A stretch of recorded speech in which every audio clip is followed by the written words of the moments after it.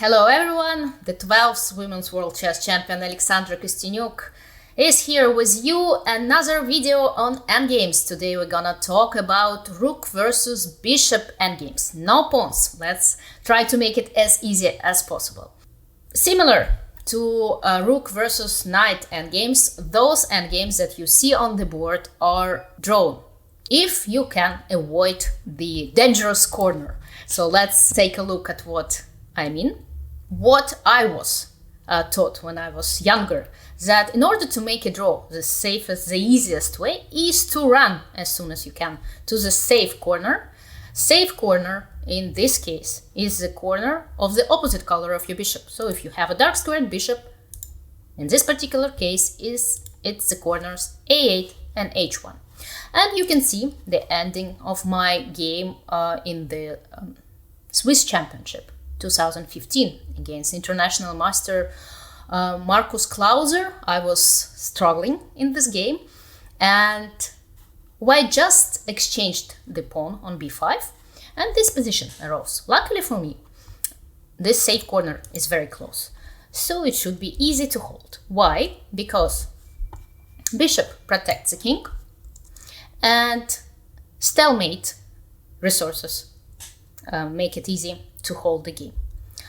The game proceeded with these moves, so rook e8 check, bishop b8, and we see that if white tries to get to b6, that's a stalemate, and that's why it's relatively easy to hold this position. There are of course some tricks to remember, which we're gonna discuss in more details, but let's first see how I saved this game.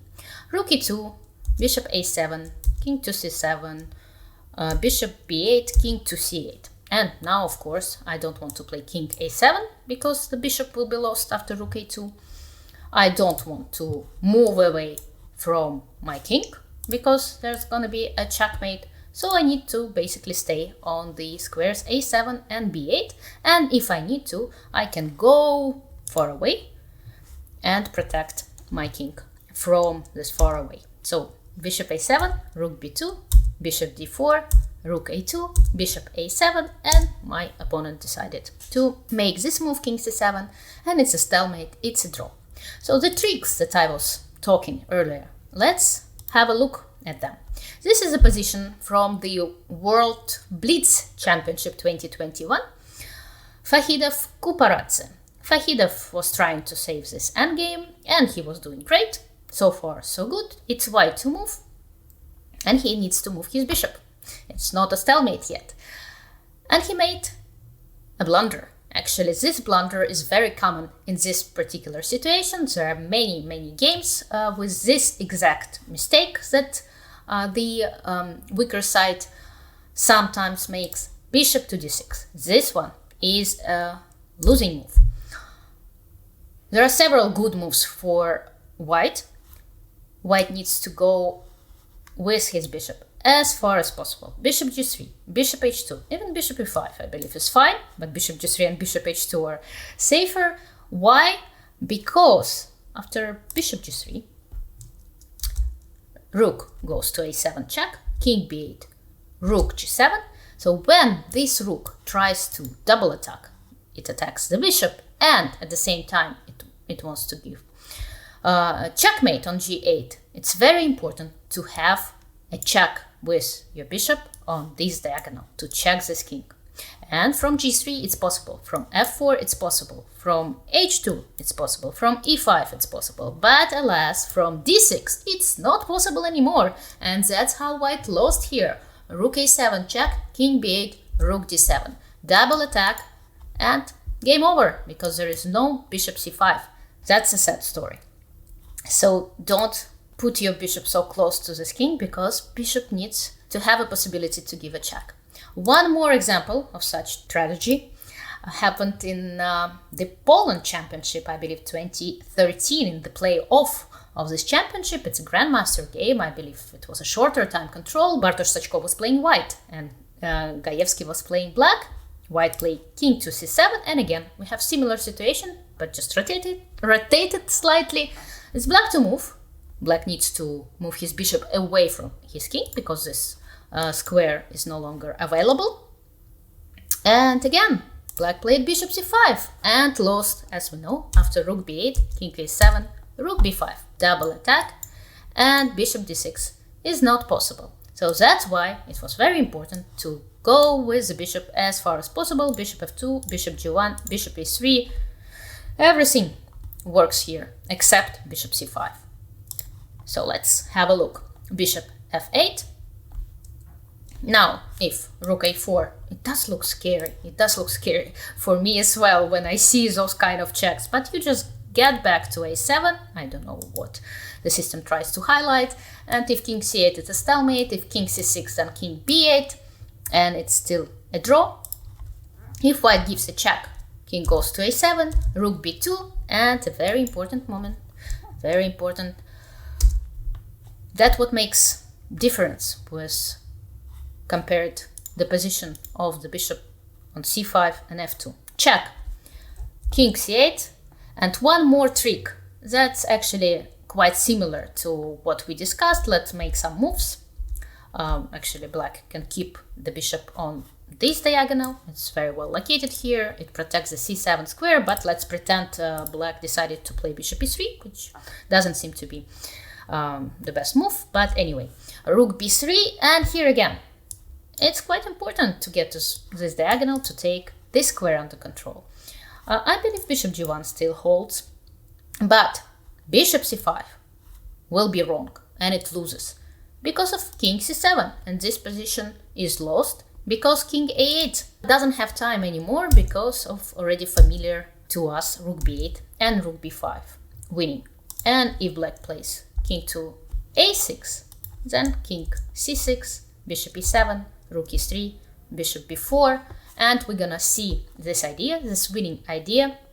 White forced this bishop to b4, and this bishop kind of takes away this important square from his king.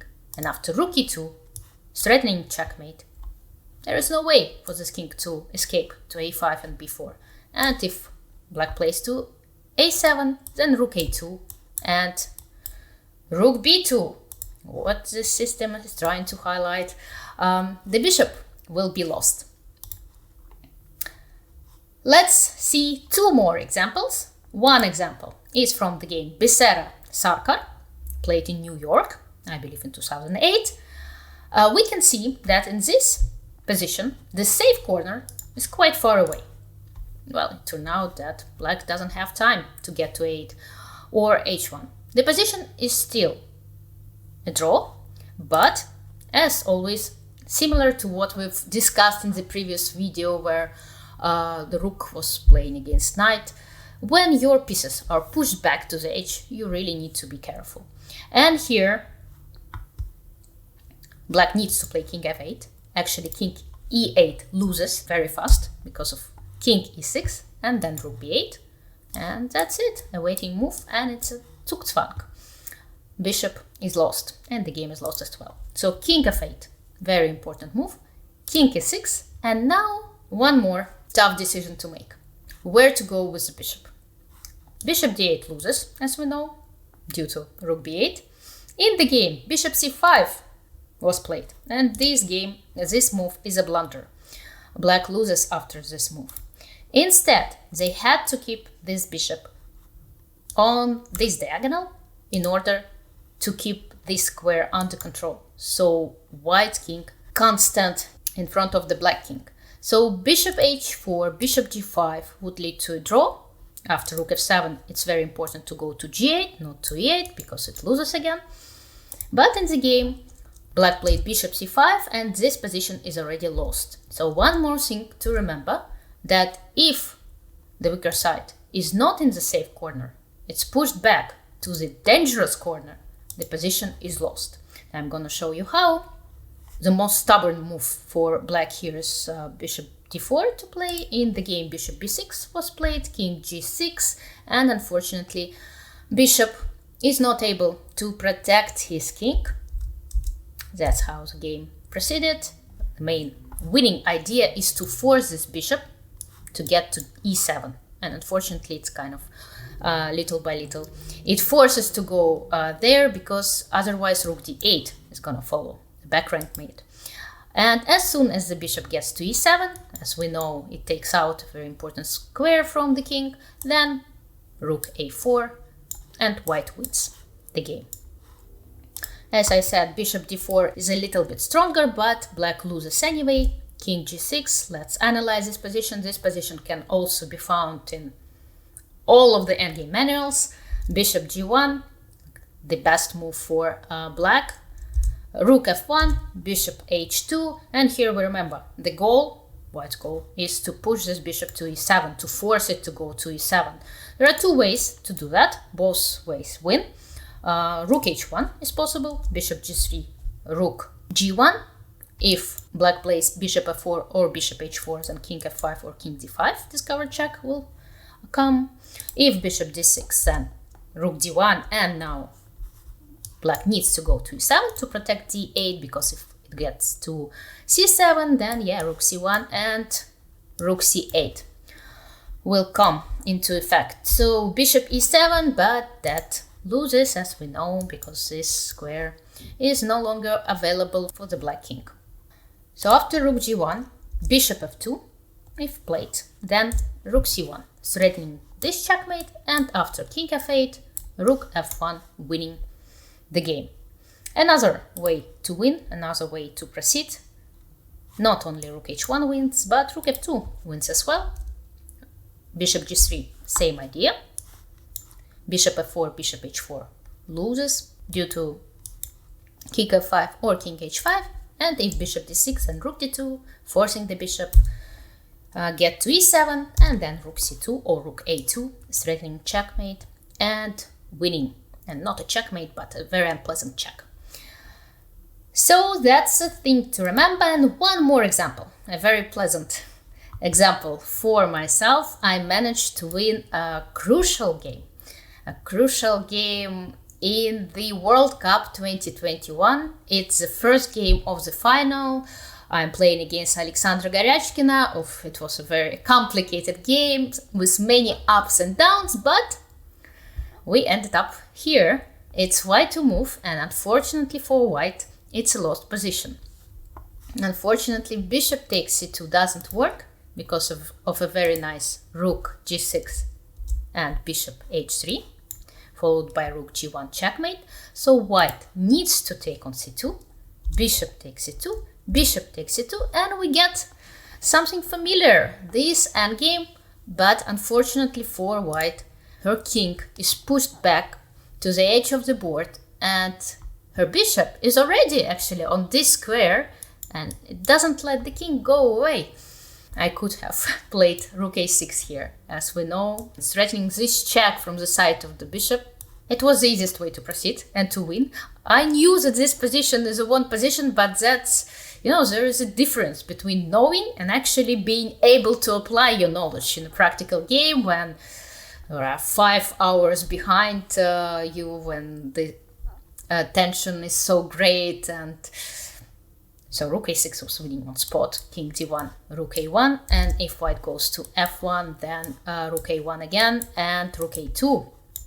I made rook d2 move because for some reason, I knew that I need to threaten a check on the first rank, but I was only calculating rook h6, but then king f1, and if rook h1, king g2, and for the moment I kind of got scared that I was not sure in myself anymore. But okay, I played rook d2, it doesn't spoil everything yet. Rook f2, bishop e6, rook f6, bishop d5, rook d6, so I still force white to get to the c2, and here finally, maybe just because I was closer to a6, I had a little bit less than a minute, and I was able to calm down and find the winning continuation. But of course, knowing that it's a one endgame, this particular position should be winning helped me, because when you know that this position is a one position, it's easier to find the correct way to proceed. So I made this move, the winning move, rook a6, and Alexandra Goryachkina resigned. So I won the first game, and I made a draw in the second one, thus winning the World Cup. So knowing endgames can sometimes be very important. Again, to sum up, bishop versus rook usually holds a draw. But again, you need to be careful in order to hold on for 50 moves, especially if your pieces are close to the edge of the board. And sometimes the easiest way to make a draw is just to run to the safe corner, and the safe corner is the corner opposite of the color of your bishop. So in this case, the corners a1 and h8 would be the safe corners for white. But alas for them, their pieces were too badly placed when this endgame happened. Good luck, as always, in your games, and see you soon in the next videos.